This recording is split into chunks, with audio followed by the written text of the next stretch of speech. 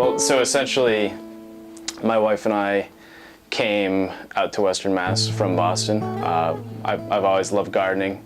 At our apartment in Boston, we had what essentially was a 4x6 little garden bed that we would try to grow as much stuff as we could in.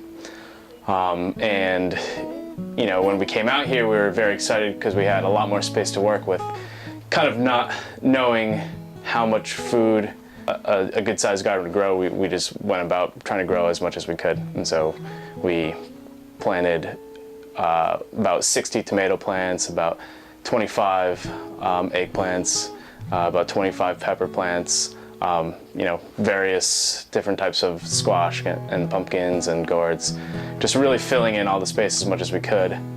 And you know, 2010, when we really upped the size of our garden, it was a great growing year. So towards the end of the summer, I started to realize that I had so much food, and this was before I even harvested a lot of it. So you know, we had been canning and preserving lots of different stuff, and I started to realize that when I was going to harvest a lot of the stuff that was growing, I was going to have a lot of extra food, and kind of got excited realizing that if I really needed to, I actually could probably sustain myself for a good amount of time.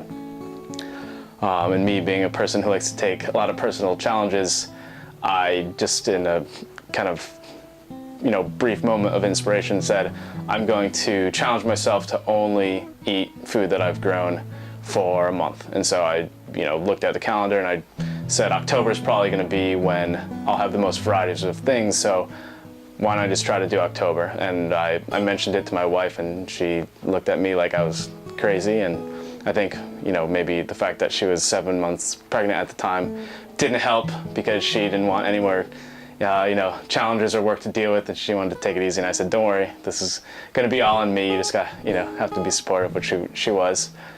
So, you know, when I came to that realization that I was going to try to do that, it was probably a month and a half out. I really didn't have any main kind of purpose of why I was doing it. It was more of, you know, one of those things where you're like, I'm inspired to do this, I'm going to do it, and I'll see what happens. I feel like it completely changed my eating habits and how I looked at what I was harvesting and how I looked at what we would purchase externally and bring here. And it really just opened up, you know, my vision on how food can really be a huge influential factor in a lot of other parts of your life. So if you really go out of your way to control what you're eating and plan out what you're eating and prepare for it correctly, how it really kind of puts a lot of other things in your life into perspective.